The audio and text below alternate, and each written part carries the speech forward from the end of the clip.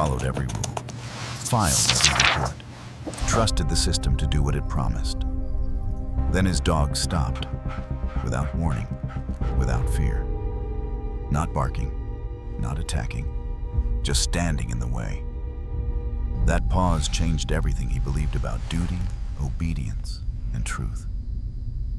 Because some warnings don't come through alarms or orders. They come through loyalty. If this story speaks to you, tell us where you're watching from, like the video, and subscribe to K9 Navy SEAL Legends. The report should have taken Ethan Crow less than an hour. It was routine, clinical even. A standardized risk assessment template pulled from a secure internal system filled with coordinates, timestamps, and probability margins that rarely surprised anyone anymore. Ethan had written dozens like it before, often overseas, often under worse conditions than this quiet northern sector. He sat alone in the temporary operations room, a repurposed utility building at the edge of a decommissioned infrastructure zone. The room smelled faintly of dust, metal, and old insulation. Fluorescent lights hummed overhead, steady and indifferent. A steel desk, a secured terminal, 2 hard chairs bolted to the floor. Nothing personal. Nothing meant to last. Ethan preferred it that way. At 28, he carried himself with the contained discipline of a man who had learned early that emotions were liabilities if left unmanaged.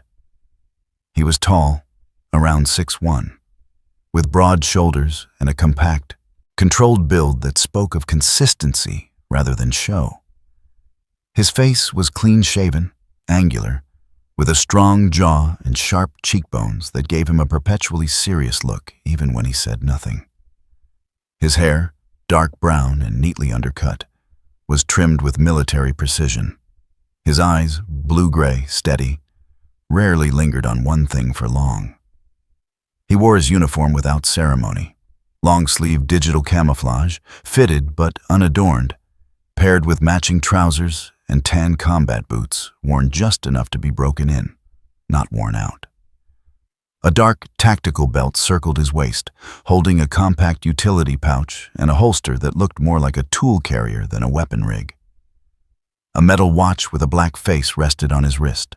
Expensive, understated, functional. This was not a man trying to be seen. This was a man trying not to be noticed. Ash stood between Ethan and the desk. The German Shepherd had moved there without a sound, his body positioned squarely in the narrow space between the chair and the terminal. He was large but not bulky, his frame lean and athletic, muscles defined beneath a short, dense coat of black and tan. His stance was low and grounded, weight evenly distributed, tail still. His ears were upright, angled slightly forward, catching sounds too faint for human attention. Ash was no longer young. His muzzle showed the faintest hint of gray, but his eyes remained sharp and alert, dark with focus. They did not flicker or wander. They locked on the room itself, as if it were a question waiting to be answered. Ethan frowned. Ash, down. The command was calm, measured, delivered in the same tone Ethan had used for years, in environments where hesitation could cost lives. Ash did not move.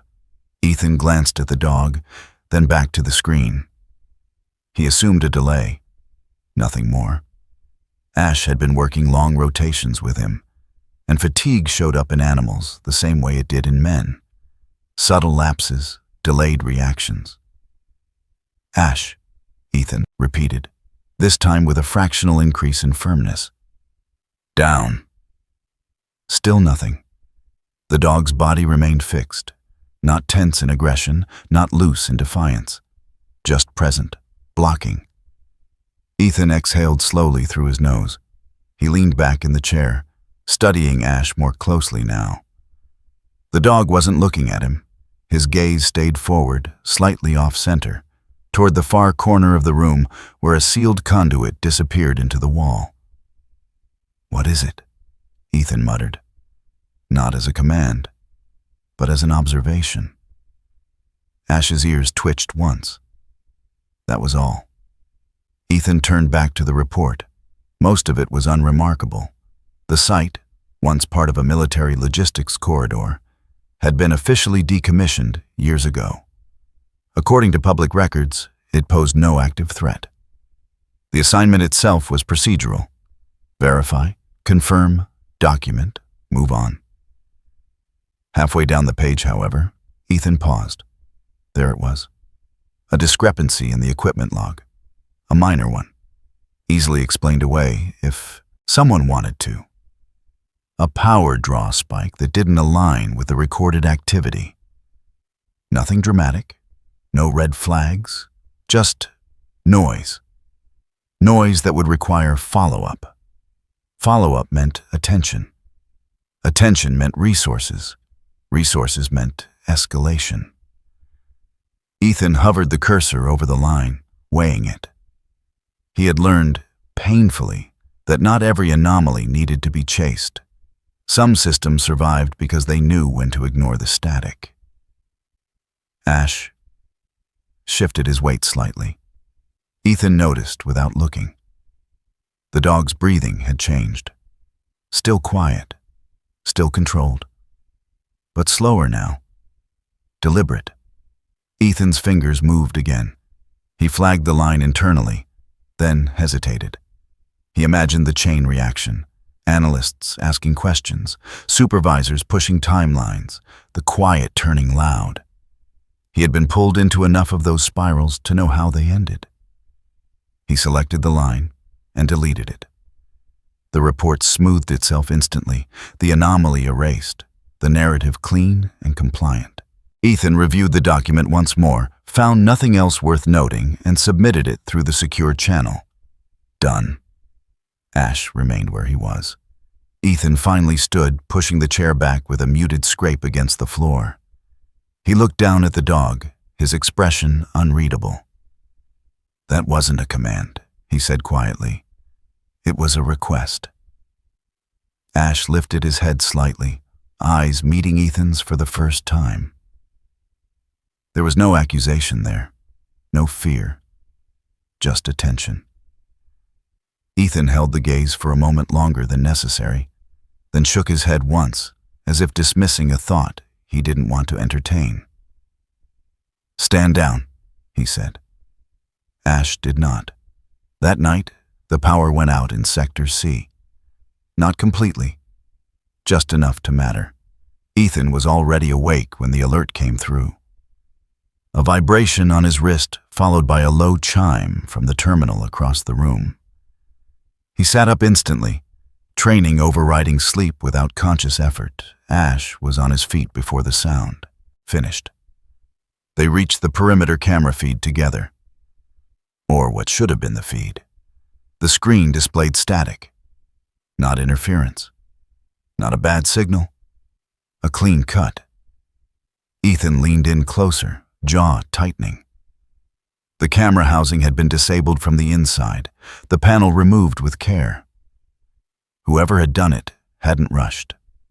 They hadn't panicked. Ash let out a low sound. Not a growl, not a bark. Something in between. His body angled toward the door, ears tracking movement beyond the walls. Ethan felt a cold, familiar pressure settle behind his eyes. The anomaly he had erased earlier flickered through his mind, not as data, but as instinct. He didn't say it out loud, but the question formed anyway. Had the report been ignored, or had it been read too closely? By morning, the power was restored. Officially, the outage was logged as a minor technical issue. Corrosion in old lines, weather exposure, nothing unusual for abandoned infrastructure. A contractor would look at it in a few days. Maybe. Ethan stood outside the operations building, the dry northern wind cutting through the open terrain. The land stretched wide and empty, broken by rusted pylons and the skeletal remains of structures no one claimed anymore. Ash stood beside him now, calm, alert, scanning the horizon. Ethan watched the sky lighten, his reflection faint in the glass of the building behind them. He thought of the report, already filed and forgotten. Thought of the missing line that no longer existed anywhere but in his memory. He had followed procedure. He had reduced noise. He had done exactly what was expected of him. And yet, something had shifted. Ash took a step forward, stopping just ahead of Ethan, his body once again positioned, not aggressively, not protectively, but deliberately, as if drawing a boundary no one else could see. Ethan did not tell him to move. He only watched, the weight of an unspoken question settling heavier than any command he had ever given. I followed the rules, he thought. So why does it feel like something just noticed me? The patrol route had been approved weeks ago. Ethan Crow remembered signing off on it himself, quietly, without ceremony, during a briefing that treated this sector like a formality. Old infrastructure, low population density, minimal threat profile. The kind of assignment given to keep systems honest, not to uncover anything new. That was why Ash stopping felt wrong. They were moving along a narrow service road, cut through dry pine and scrub, the ground compacted by years of military vehicles that no longer came. The air smelled clean in the way high northern land often did. Cold resin, dust, the faint mineral tang of stone. Nothing out of place, nothing marked on the map. Ash halted so suddenly that Ethan nearly collided with him. The dog's body went rigid, not in alarm, but in refusal. His front paws were planted, claws biting slightly into the dirt. His head angled away from the road, muzzle low, nostrils flaring in slow, deliberate pulls of air. Ethan stopped with him. "What is it?" he asked quietly. Ash did not turn. His ears remained forward, tracking something that had no sound. Ethan checked the tablet strapped to his forearm. The live map showed no alerts, no flagged zones, no thermal signatures. The GPS track blinked green, reassuringly ordinary. "Ash," he said, issuing the command with the precision drilled into him over years. "Forward." The dog did not move. Ethan felt a flicker of irritation. Small, controlled, but real. Ash had always been reliable, predictable. He didn't second-guess routes or hesitate without cause. Ethan knelt beside him, running a quick check by habit. Harness secure, no visible injury, breathing steady, eyes focused, but not panicked. "Talk to me," Ethan muttered, more to himself than to the dog.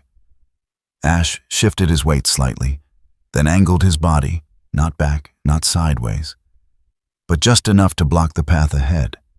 It wasn't defiance. It was placement. Ethan straightened slowly.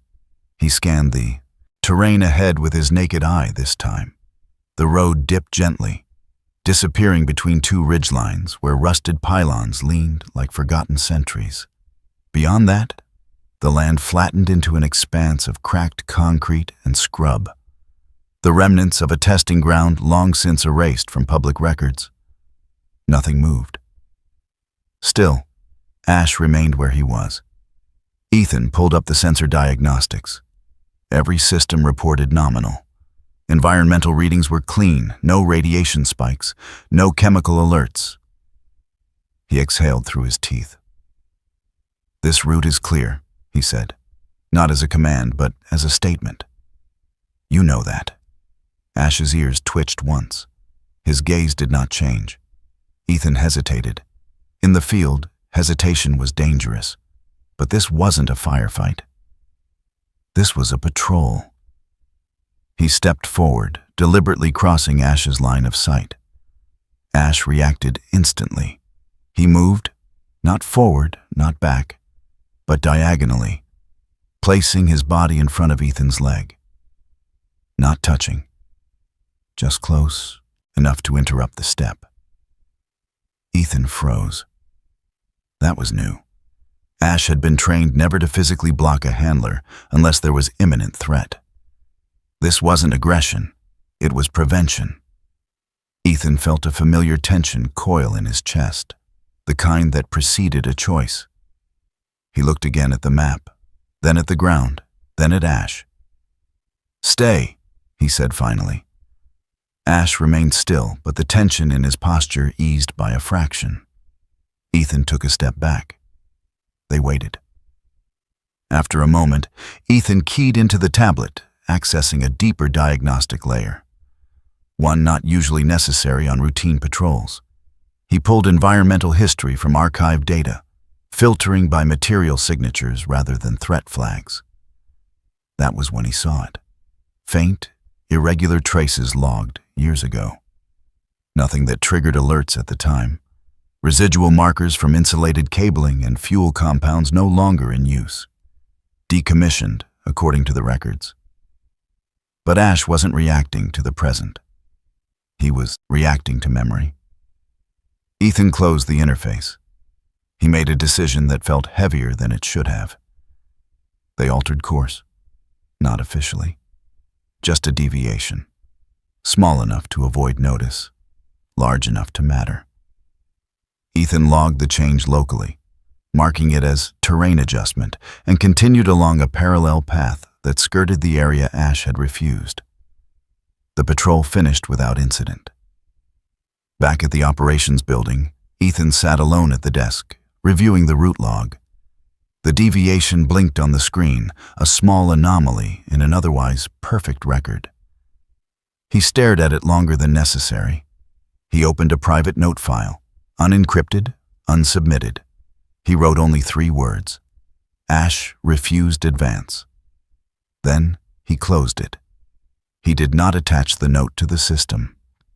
That night, Ethan dreamed of a corridor he had never seen. It was long and narrow, lined with insulated cables that hummed softly, not with electricity but with pressure. The walls were too close, the ceiling too low. At the far end stood Ash, his silhouette unmoving, blocking the path. Ethan called his name. Ash did not turn.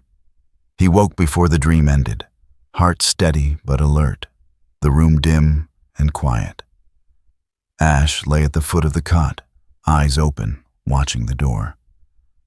They stayed like that until morning. The next day, Ethan requested a secondary equipment check.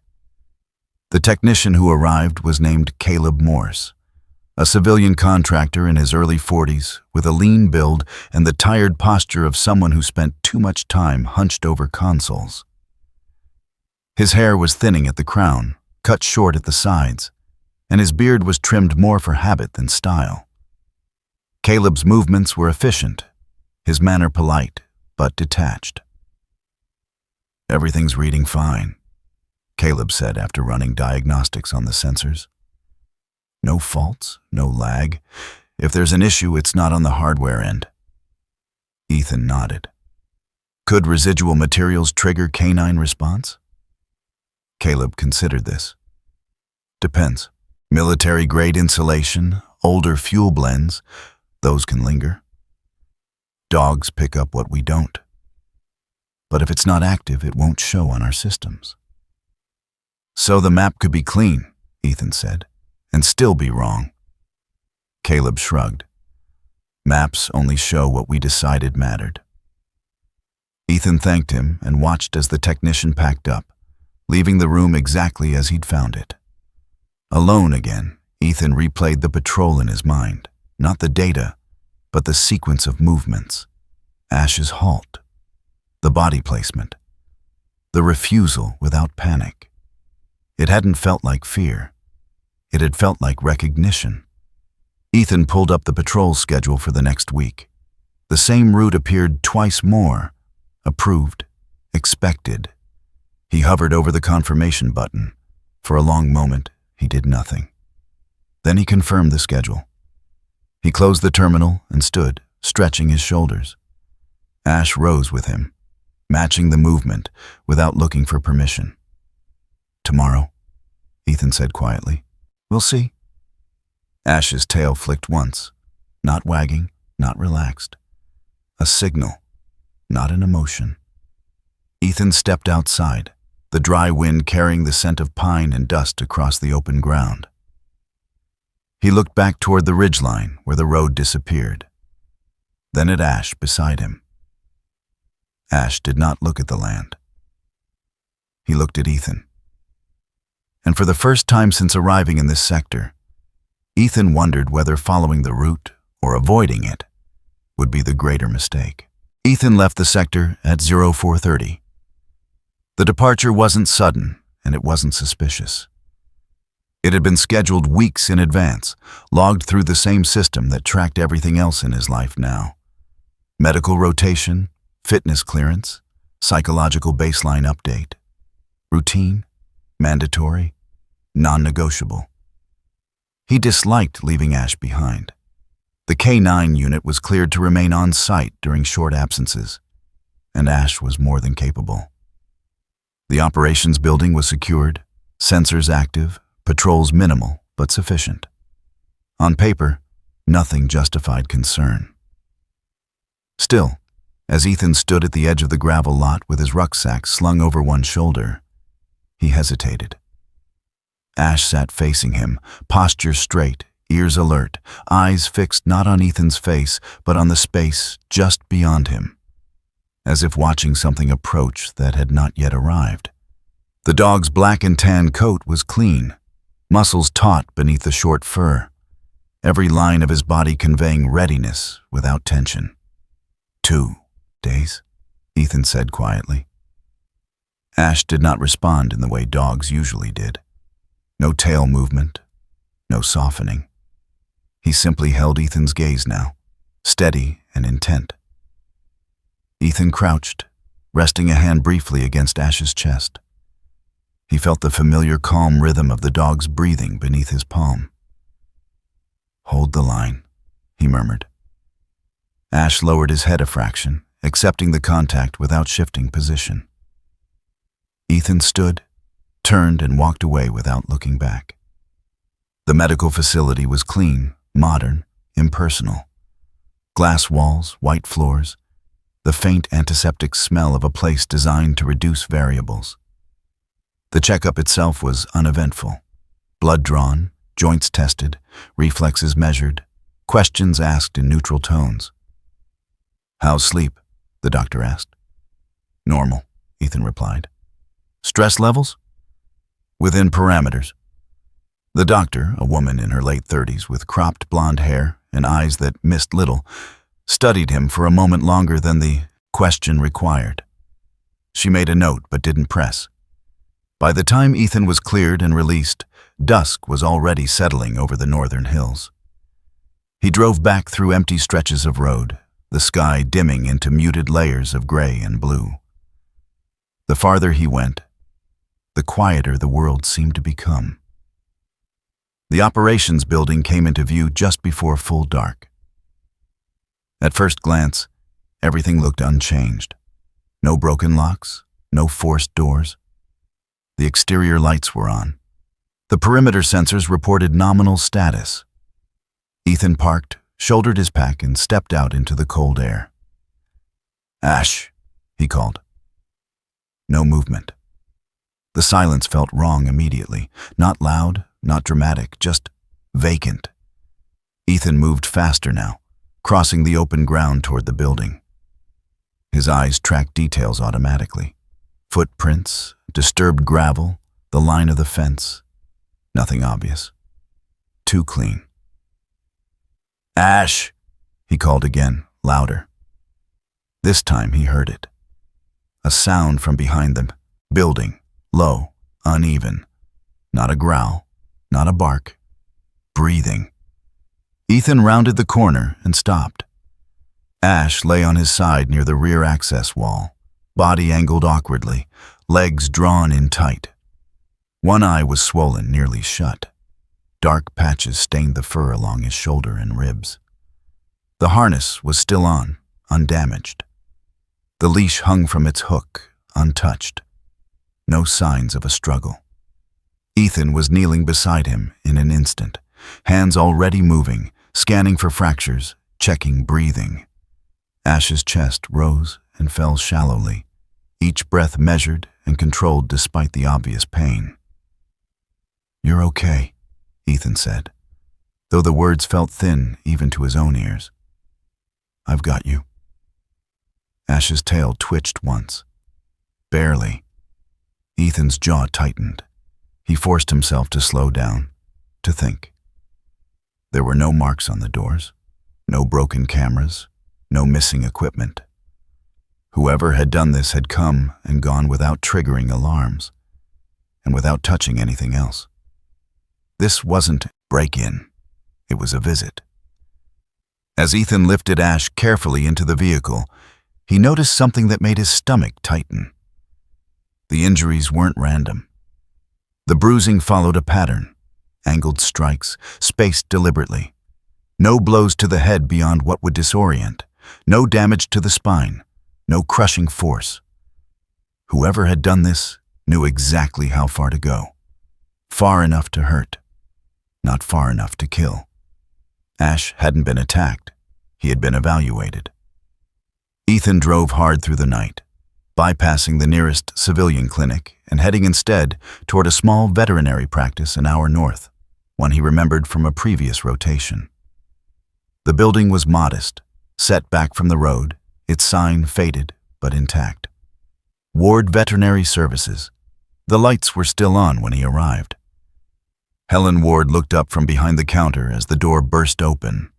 She was in her late 50s, tall and straight-backed, with iron gray hair pulled into a practical bun. Her face was lined but sharp, eyes clear and assessing.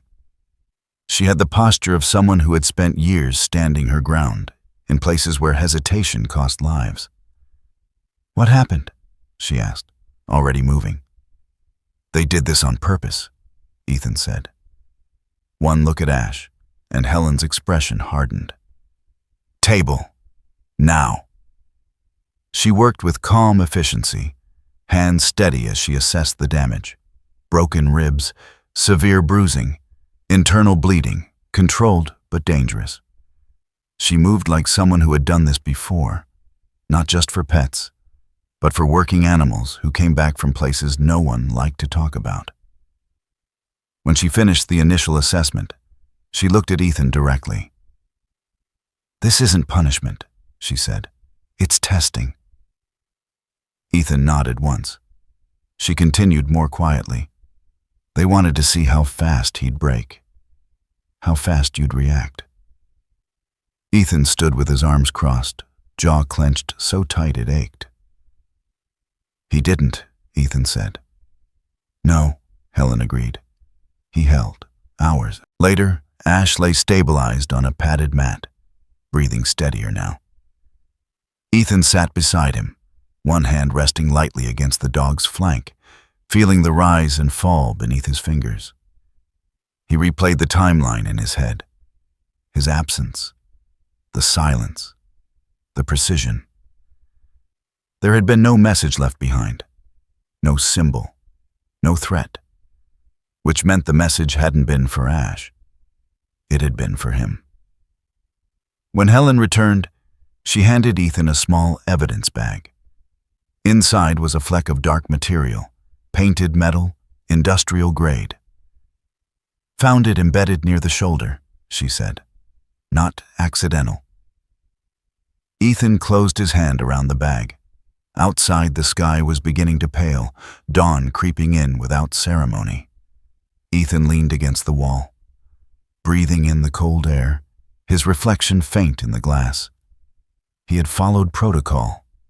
He had trusted the system, and someone had answered, not with words, but with force applied at just the right angle.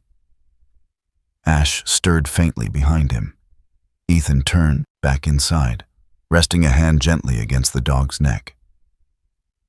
"I'm here," he said quietly. "I see it now." The thought settled fully for the first time. If there was no message, then someone, somewhere, was waiting to see what he would do next. Ethan filed the report at 0612. Not the edited version, not the quiet one. This time, he included everything. The route deviation, the unexplained residual signatures, the medical absence, the injuries to Ash, documented with clinical precision, angles of impact, force estimates, timelines.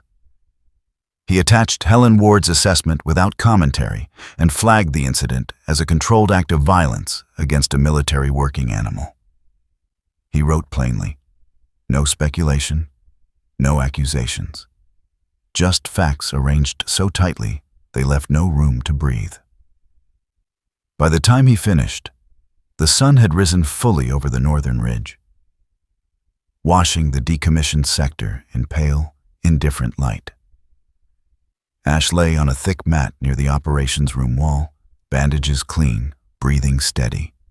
His chest rose and fell in a slower rhythm than before, but not weak. Deliberate. Ethan hesitated before sending the report. Then, he pressed submit. The system acknowledged receipt within seconds. A green checkmark appeared, followed by a timestamp and a routing notice. Forwarded for review. That was all. No response. No follow-up questions. No request for clarification. Just silence. The call came 3 hours later. Ethan was recalibrating a damaged sensor near the perimeter when his wrist unit vibrated once, short, sharp. He glanced down at the display and saw the encrypted channel identifier. Major Daniel Reeves. Ethan straightened instinctively, wiping his hands on his trousers before accepting the call. "Crow," Reeves said, his voice calm and even, filtered through the comm. "Where are you right now?" "On site," Ethan replied. "Perimeter Sector B." "Good. Stay there. I'll patch video." The image resolved a moment later. Major Reeves appeared seated in a dim office, the background deliberately nondescript. He was in his mid-40s, tall and lean, with close-cropped dark hair beginning to gray at the temples. His face was angular, clean-shaven, with the kind of sharp lines that came not from age, but from years of controlled tension. His uniform was immaculate, unadorned, the insignia understated. Reeves looked like a man who measured consequences for a living. "I read your report," Reeves said. "Yes, sir." "I read all of it." Ethan waited. Reeves folded his hands together, resting them just out of frame. His eyes didn't leave Ethan's face. "We don't dispute your findings," Reeves continued. "The incident occurred. The injuries are real. The timing aligns with your absence." Ethan felt a flicker of relief, brief, cautious. "But," Reeves said, "we do dispute your conclusion." Ethan frowned slightly. "Sir, I didn't include a conclusion." Reeves nodded. "Exactly." There it was. "The system isn't blind, Crow," Reeves said. "It sees risk, it weighs it, and then it decides whether acting introduces more instability than restraint." "With respect, sir," Ethan replied carefully, military working dog was assaulted on secured ground." "Yes," Reeves said, "and no classified assets were compromised. No personnel were harmed. No escalation followed." Ethan's jaw tightened. "You're saying—" "I'm saying," Reeves interrupted calmly, "that we don't deny the risk. But if you push this further, if you force an investigation, you become a variable." Ethan held Reeves's gaze. "A variable more dangerous than whoever did this?" he asked. Reeves didn't answer immediately. When he did, his voice was quieter. "A variable we can't predict." The words settled heavily between them. "Your K-9 will recover," Reeves went on. "You'll receive support, medical clearance, replacement equipment." "And the people who did this?" Ethan asked. Reeves's eyes flicked away for a fraction of a second, toward something off-screen, something he chose not to share. "They operate in spaces where accountability isn't always visible," he said. Pursuing them publicly may compromise larger containment efforts. Containment of what? Ethan asked. Reeves looked back at him. That's not information you need to complete your assignment. The call ended shortly after. No threats, no raised voices, just a boundary drawn with professional courtesy. Ash's recovery was steady, but uneven. Within 2 days, he could stand without assistance. Within 3, he insisted on walking the perimeter again, though Ethan shortened the routes and kept him leashed close. The dog moved differently now, subtly, almost imperceptibly. His reactions lagged by half a second, a delay so small it would have gone unnoticed by anyone who hadn't worked with him for years. He paused longer before turns. His ears adjusted more frequently, recalibrating. Ethan told himself it was normal. Healing took time. Still, something sat wrong in his chest. On the 4th day, it happened. They were checking a portable surveillance node near the edge of the restricted zone, an area Ethan had marked for later review. The air was still, the sky overcast, the world muted. Ash froze. Not fully, just enough. Ethan didn't see the movement in time. The node disappeared in a blur of motion, a clean snatch from the ground followed by the sound of retreating boots somewhere beyond the ridge. By the time Ethan turned, weapon raised, there was nothing to see. The sensor was gone. Ash stood rigid, head lowered, ears flat. He hadn't lunged. He hadn't warned. He had been late. Ethan exhaled slowly, forcing himself to lower the weapon. "It's not your fault," he said automatically. Ash didn't look at him. The loss of the sensor wasn't catastrophic. The system would log it as equipment failure. Replacement would arrive in a week. Still, Ethan felt the weight of it settle deep. This was what Reeves had meant. That night, Ethan reviewed old mission footage. Not from this assignment, from years ago. A different continent, a different command structure, a different version of himself. In the footage, he followed orders perfectly. Every movement precise, every protocol obeyed. And afterward, a village burned in the background while the debrief praised operational success. Ethan paused the video. Ash lay beside him now, eyes half closed, breathing slow. Ethan reached out and rested a hand against the dog's neck, feeling the warmth there. The thought came uninvited, sharp and unwelcome. What if obedience is just another way to look away? The next morning, Ethan updated his logs. He included the missing sensor, the delayed reaction, the deviation in Ash's response time. He categorized it clinically. Temporary performance degradation due to trauma. The system accepted the entry without comment. Ethan stared at the confirmation screen, then closed it. Ash sat near the door, watching him. "Come here," Ethan said softly. Ash approached, movements careful but steady. Ethan knelt and examined. Him again, fingers tracing the healed lines beneath the fur. The dog leaned into the touch, just slightly. "If I retrain you," Ethan said quietly, "if I push you back to standard," Ash's ears lifted. Ethan stopped. He imagined Ash responding faster, cleaner, exactly as required. He imagined the next test, pushing harder, going further. He imagined losing the only thing in this sector that hadn't lied to him. Ethan stood. "No," he said. Not to Ash, to the room, to the silence that passed for approval. He walked to the terminal and opened a private file, the same one he'd started days earlier. He added a single line beneath the first. Deviation may be adaptive. He didn't submit it. Outside, the wind shifted, carrying the dry scent of pine and old metal across the open land. Ash rose and took position at Ethan's side, not blocking, not guarding, standing.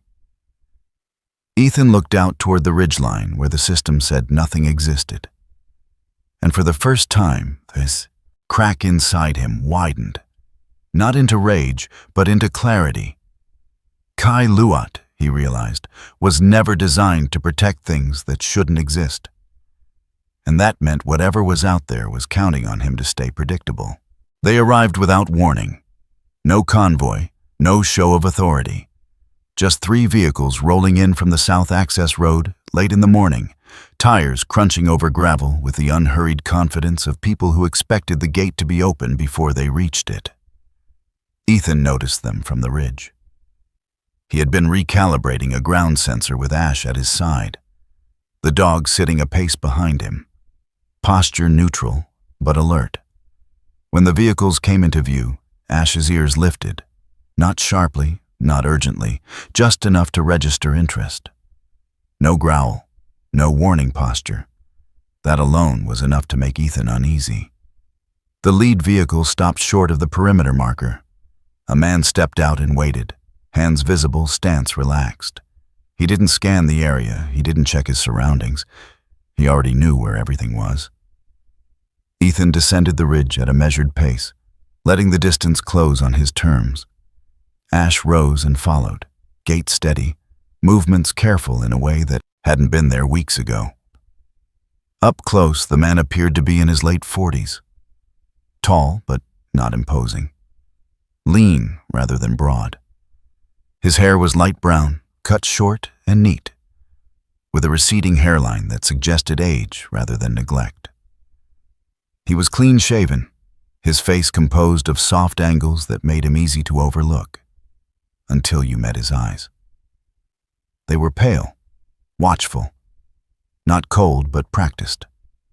He wore civilian work clothes, dark jacket, reinforced boots, gloves clipped to his belt. Nothing tactical, nothing accidental. "Lieutenant Crow," the man said, extending a hand that hovered between greeting and formality. "We're with Northline Protective Services, contracted infrastructure security." Ethan didn't take the hand. "By who?" he asked. The man smiled faintly, as if he'd expected the question. "By the people who own what's left of this place." "That's vague," Ethan said. "So is national interest," the man replied easily. "But it usually works." Ethan studied him. The other 2 men remained near the vehicles, both broader, heavier builds, faces partially shadowed beneath caps. They didn't speak. They didn't need to. Ash stood at Ethan's side, head level, eyes fixed on the man in front of them. Too fixed. The man noticed. His gaze flicked downward for a moment, then away, quick, controlled. He adjusted his stance slightly, putting half a step more distance between himself and the dog. A subtle movement, almost involuntary. "We're here to coordinate," the man continued. "Your reports flagged some irregularities. Power draw issues, sensor anomalies, that sort of thing." Ethan felt a tightness form behind his eyes. "My reports?" he asked. "Those haven't been cleared for external review." The man shrugged. "Information travels?" "Not like that." The man's smile didn't change. "Not officially." Ethan glanced toward the vehicles again, noting the absence of visible branding. No plates he could see from this angle. The kind of detail you didn't miss if you'd spent time learning how things disappeared. "And you're here to do what?" Ethan asked. "Ensure stability," the man said. "Prevent misunderstandings. Keep things from escalating." Ethan let the silence stretch. Ash shifted his weight. Not forward, not back. Later than he should have. Ethan noticed immediately. The delay was brief, less than a second. But it was there. A hesitation where there hadn't been one before. Ash's ears angled forward, then adjusted again, recalibrating. The man noticed too. "Beautiful dog," he said, his tone casual. "Working animal?" "Yes," Ethan replied. "Shame what happened to him," the man said lightly. The words landed harder than they should have. "You know about that," Ethan said. The man inclined his head. "Occupational hazard, I'm afraid. Places like this, things get tested." Ash's eyes locked onto the man's face again. This time the man looked away. Only for a moment. A flicker. But it was real. Ethan felt something click into place. They weren't hiding. They weren't threatening. They were measuring. "You're not here to protect infrastructure," Ethan said quietly. The man's smile thinned, not sharpened, just simplified. "We're here to make sure you don't turn a localized irregularity into a systemic problem," he said. "Your system has a balance. Push too hard in one direction and it corrects. Sometimes forcefully." "And if I don't push?" Ethan asked. The man's shoulders relaxed by a fraction. "Then nothing happens." Ash took a step forward. Too late to be a warning. Too controlled to be a threat. The man stiffened, eyes dropping again before he could stop himself. Ethan saw it clearly now. The dog wasn't frightening him. The dog was confirming something. As the conversation continued, Ash did something he had never done before. He turned, his head away from the man. Not out of fear, not submission, dismissal. The movement was small, almost casual, but it carried weight. Ash's gaze shifted past the man, toward the vehicles behind him, toward the sealed compartments, toward something unseen but present. The man followed the dog's gaze without realizing it. Then he stopped. For the first time since arriving, his breathing changed. Ethan ended the meeting shortly after. "I'll review your coordination request," he said, his voice flat. "Through proper channels." "Of course," the man replied. "We wouldn't expect anything less." As the group returned to their vehicles, Ethan watched closely. The man didn't look back, not at Ethan, not at Ash. That was another tell. They didn't need reassurance. They needed predictability.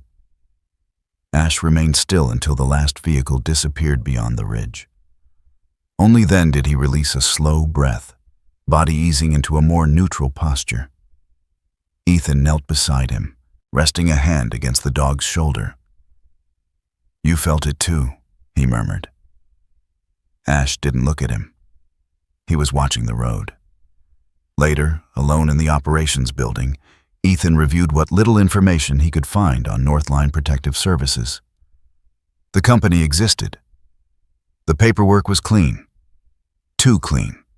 Shell addresses, rotating leadership, contracts that appeared and vanished without trace. Nothing illegal, nothing provable. Ethan closed the terminal. The words Reeves had spoken days earlier echoed in his mind. "You become a variable." Ethan looked at Ash, who lay near the door now, eyes half closed but alert. "They don't care what I write," Ethan said quietly. "They care what I do." Ash's ears twitched once. Ethan stood and walked to the window, staring out across the empty land. He understood it now. These men didn't need to threaten him. They didn't need to hide.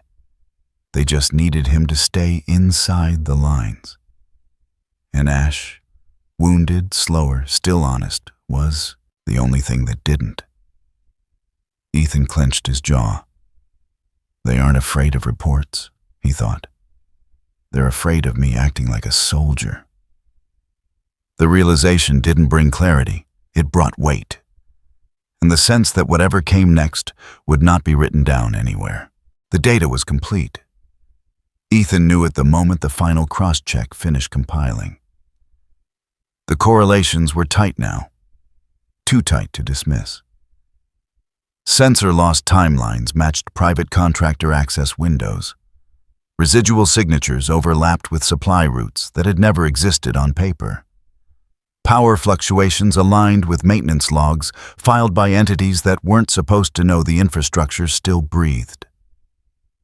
He sat alone at the terminal, posture straight, shoulders squared, eyes steady. The room was quiet in the way that felt intentional, as if the walls themselves were listening. Ash lay near the door, awake, not sleeping, waiting. Ethan reviewed the packet again, not because he doubted it, but because habit demanded certainty. He had learned to trust numbers when people lied, to believe in patterns when faces went blank. This would do it.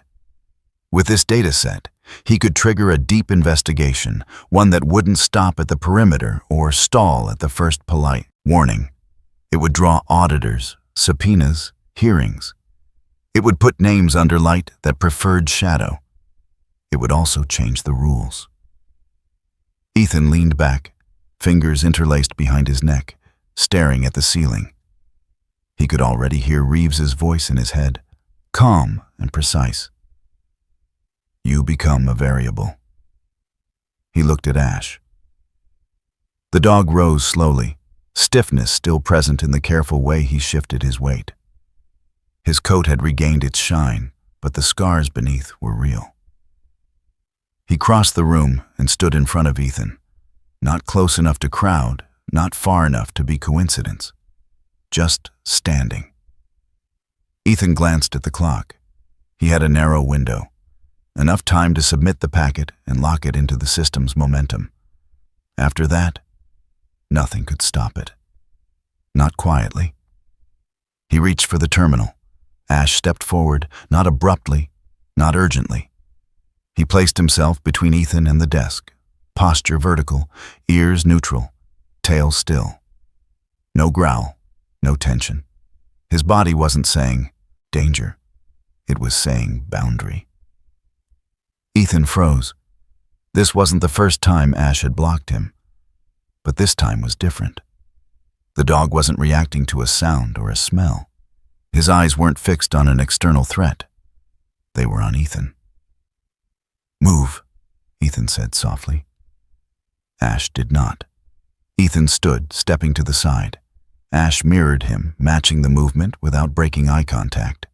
Ethan felt something shift in his chest, tightening, then clarity. He stopped moving. Okay, he murmured. Okay. He sank back into the chair, exhaling slowly. Ash didn't relax. He stayed where he was, as if holding a line that only he could see. Ethan closed his eyes. The logic was brutal in its simplicity.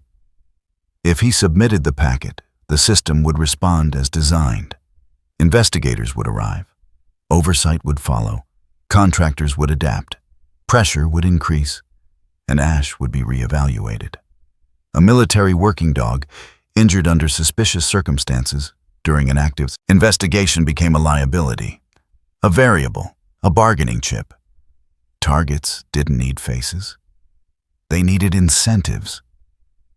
Ethan opened his eyes and looked at Ash again. You know, he said quietly. Don't you? Ash's ears twitched once. No confirmation, no denial. Just presence. A memory surfaced without invitation. Years earlier, another place, another operation, Ethan had followed orders that made sense on paper and no sense in the aftermath. He remembered standing in formation afterward, listening to a commander list objectives met while smoke rose behind them. He remembered a local man's eyes, wide, confused, not angry. Mission accomplished, the report had said. Ethan opened his eyes. Ash was still standing there. For the first time, Ethan wondered if obedience had trained him more thoroughly than any dog. He stood again, slower this time, and walked to the window. Outside, the land lay open and quiet, the ridgeline a hard line against the pale sky. No movement, no warning. The calm before systems corrected. Ethan turned back to the terminal and pulled up the submission screen. His thumb hovered over the confirmation. Stand down, he said. Not to Ash, to himself. He canceled the submission. The system blinked once, then returned to idle. No alarm. No message. It accepted restraint as readily as action. Ethan felt the weight of the choice settle. Not relief, not guilt, but gravity. Ash shifted. He didn't relax. He stepped closer to the desk, placing himself squarely between Ethan and the terminal again, then stopped, as if confirming the boundary held. Ethan watched him, something tight loosening in his chest. "All right," he said. "I hear you." He closed the data packet, but not entirely. He archived it, isolated, encrypted, flagged for delayed review, enough to preserve truth, not enough to provoke immediate reaction. A compromise, a line drawn in pencil instead of ink. The door sensor chimed softly. Ethan turned. It was only a routine perimeter check notification, automated, impersonal. The kind that arrived every day and meant nothing until it didn't. Ash didn't move. That mattered. Ethan stepped away from the terminal and knelt in front of the dog, placing a hand against his chest. He felt the steady beat there, strong and present. "If I follow the book," Ethan said quietly, "they'll come back harder." Ash's gaze didn't waver. "And if I don't," Ethan continued, "they'll keep pushing, testing." Ash leaned into the touch, just slightly. Ethan nodded to himself. "There's a third option," he said. He stood and moved to a secondary terminal, one not connected to the main reporting chain. He began adjusting parameters quietly. Sensor sensitivities, patrol timings, maintenance windows. Small changes, plausible changes, ones that would slow operations, complicate access, raise costs without triggering alarms. He worked carefully, methodically. Ash repositioned himself near the door again, standing, not guarding, not blocking, witnessing. When Ethan finished, he stepped back and reviewed the changes. Nothing illegal, nothing actionable, just friction, enough to matter. He shut the terminal down. Outside, the wind shifted, carrying the faint scent of pine and old metal through the cracks in the frame. Ethan rested his hands on his hips and exhaled. "This isn't over," he said to the empty room. Ash's ears lifted. He didn't disagree. Ethan walked to the door and opened it, letting the cold air wash over them both. The land looked the same as it had that morning, quiet, indifferent. But the balance had changed. He stepped outside, Ash at his side. They stood there for a long moment, not moving, not scanning, just present. Ethan felt the truth of it settle fully now. If he completed the mission exactly as written, Ash would die. Not today, not tomorrow, but eventually. And some missions were designed that way. He reached down and rested a hand against the dog's neck. "We hold here," he said. Ash stood with him, not advancing, not retreating, holding. Not every mission allows completion. The thought didn't frighten Ethan. It clarified him. The adjustment worked. Not cleanly, not dramatically, but it worked. The chain slowed first, then tightened, then stalled, like a machine encountering resistance it hadn't accounted for. Requests looped back for clarification. Maintenance windows conflicted. Contractors waited on approvals that never came. Not denied, just delayed long enough to drain momentum. Ethan watched it happen from a distance. He no longer sat in the central operations room. His desk had been moved. Same building, different corridor, fewer screens. Officially, it was a lateral reassignment, same rank, same clearance, same pay, no future. He accepted it without comment. Ash lay beside the chair, older now in the way dogs age after pain. Not slower in muscle, but heavier in presence. His body still carried strength, but something in the timing had shifted. When he rose, there was a fractional pause before motion. When sound reached him, his head turned just a breath late. Damage you couldn't recalibrate. Away. Ethan noticed everything. The system's stagnation became visible in small, human ways. Contractors stopped coming through the gates. Vehicles that once idled too long now passed without slowing. The quiet returned. Not the false quiet of concealment, but the honest quiet of absence. No arrests were made. No announcements followed. The group simply withdrew, as if the ground itself had become unprofitable. That, too, was how power worked. Ash's recovery plateaued. The veterinary neurologist, a woman named Dr. Elaine Porter, was careful with her words. She was in her early 40s, tall with narrow shoulders and hair the color of dry wheat pulled into a low knot. Her face was angular, unadorned, eyes steady with the kind of focus earned through repetition rather than passion. "There's improvement," she said, tapping a scan lightly with her finger. "But not a return to baseline." "What does that mean operationally?" Ethan asked. She met his gaze. "It means he compensates now. He'll still read intent, he'll still sense threat, but reaction time will vary. Some signals may arrive, muted." Ash lay on the mat between them, eyes half open, watching Ethan instead of the doctor. Ethan nodded once. "So he lives." Dr. Porter allowed herself a brief pause. "Yes," she said. "He lives." That was the part Ethan carried with him. The reassignment order arrived 3 days later. Clean language, neutral phrasing, in recognition of service needs. Ethan was transferred to an oversight-adjacent role, compliance evaluation, a position designed to observe without influence. Reeves did not call him in this time. There was no speech, no warning, no reprimand. Just a door quietly closed. Ethan packed his desk slowly. Nothing sentimental, nothing personal. He left the space the way he'd found it, unmarked. Ash followed him down the corridor, gait uneven but steady. Heads turned as they passed. Some looks were curious, some respectful. Some avoided. None spoke. Outside, the air had the brittle clarity of early winter. The trees stood bare at the edges, branches dark against a pale sky. Ethan loaded the last of his gear into the vehicle. He paused, resting a hand on the door. "You ready?" he asked. Ash stood beside him, scanning the tree line with a focus that felt older than habit.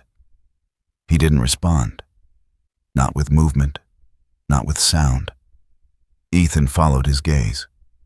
The forest beyond the perimeter lay quiet, dry leaves packed hard into the soil. No movement, no signal. Ash held the look for several seconds, then turned away. Ethan didn't miss the tension in his shoulders. As they drove out, Ethan caught his reflection in the side mirror. Same uniform, same posture. Different man. He realized then that the system hadn't punished him. It had contained him, and containment, unlike discipline, didn't need justification. The drive north was uneventful. They stopped once, at a rest point overlooking a stretch of open land. No water, no buildings, just wind and pale grass bending in unison. Ethan stepped out, breathing deep, letting the cold clear the last of the noise from his head. Ash exited more slowly, favoring one side. He walked a few steps, stopped, then sat. Ethan crouched beside him. "You don't have to prove anything." Ash's ears flicked, but he stayed seated, eyes alert. They stood there a while, man and dog, neither guarding nor advancing, just existing. The new posting was quieter. Smaller perimeter, less traffic. No hidden infrastructure beneath the ground, nothing waiting to be exploited. That was the point. Ethan adapted quickly. Too quickly, some might have said. He did the work thoroughly, without friction, without escalation. He learned the rhythms, learned where silence lived. Ash adjusted too, though differently. He no longer surged forward at the first anomaly. He watched longer, waited. His warnings came less often, but when they came, they carried weight. Ethan trusted them, not blindly, intentionally. One evening, weeks later, they stood at the edge of the assigned grounds. The sun dipped low, throwing long shadows across the dry earth. Ethan rested his hands on his hips, scanning the horizon. Ash stood beside him, body aligned, but not tense. "People will say this wasn't a victory," Ethan said aloud. Ash didn't move. "They'll say nothing changed," Ethan continued. "No one was held accountable. No system corrected." Ash turned his head slightly, eyes on Ethan now. Ethan nodded, as if acknowledging the unspoken answer. "But you're alive," he said quietly, and the line held. Ash sat. The wind moved through the grass again, carrying the scent of earth and old iron and something else. Cleaner, less urgent. Ethan looked out across the land one last time before turning back toward the lights behind them. Somewhere far from here, the stalled machine would find another path. It always did. But not this one. Not today. He placed a hand on Ash's neck, feeling the steady warmth beneath his palm. "There are places," Ethan said, "that don't need heroes." Ash leaned into the touch, just enough. "They just need someone," Ethan finished, "who doesn't ignore the first warning." They turned back together. Not victorious, not defeated, just intact. Some stories end with victory, others end with justice. This one ends with something quieter and perhaps more enduring. There are moments in life when the miracle does not arrive as rescue, reversal, or triumph. It arrives as restraint, as a hand that stops before striking, as a warning that is heeded before it becomes tragedy.